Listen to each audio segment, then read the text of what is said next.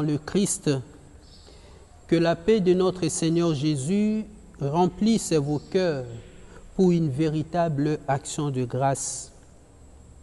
Bien-aimés, nous célébrons aujourd'hui le 28e dimanche du temps ordinaire de l'année liturgique C.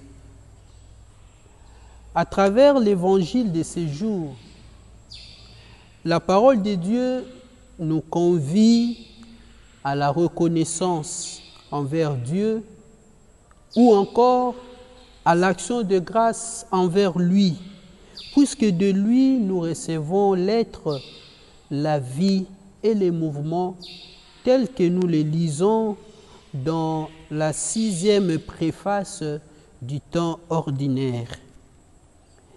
Frères et sœurs, l'évangile de ce dimanche est celui des 10 lépreux. En effet, d'après la loi de Moïse, les lépreux étaient censés vivre dans l'isolement et ils étaient censés manifester ostensiblement leur maladie. D'ailleurs, de loin, ils devaient crier « impur, impur » pour que les gens s'en rendent compte et se dispersent. Et de là, nous pouvons comprendre leur grande misère.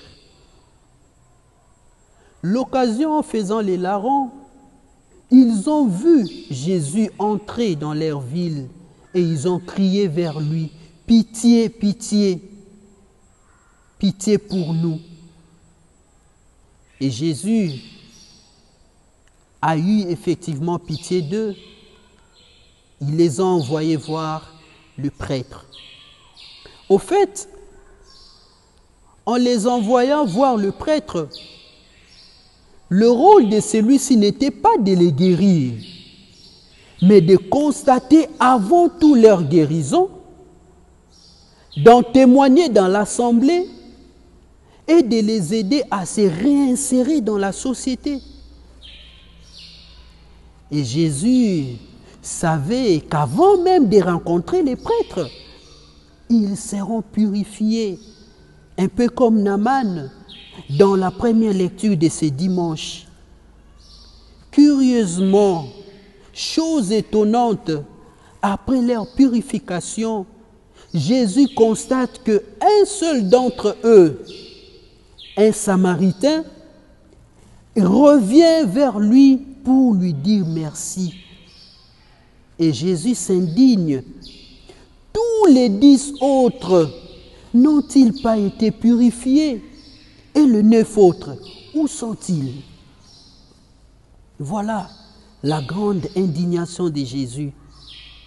Bien-aimés de Dieu, cet extrait de l'évangile de Luc que nous venons d'écouter ce dimanche doit nous aider à vivre véritablement notre condition chrétienne vis-à-vis de Dieu.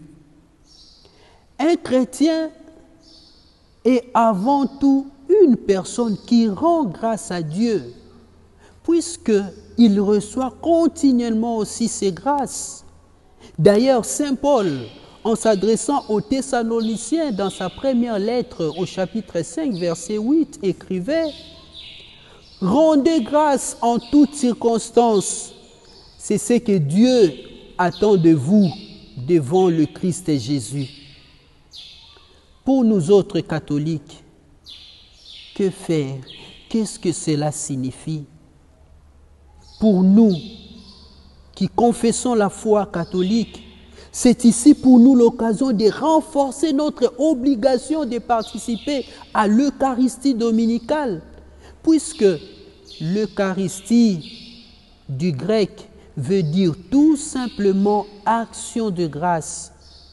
Participer à la messe, venir à la messe les dimanches, c'est pour nous déjà une façon de rendre grâce à Dieu pour les merveilles qu'il a eu à accomplir pour nous pendant la semaine passée et que nous voulons encore lui offrir la semaine qui commence.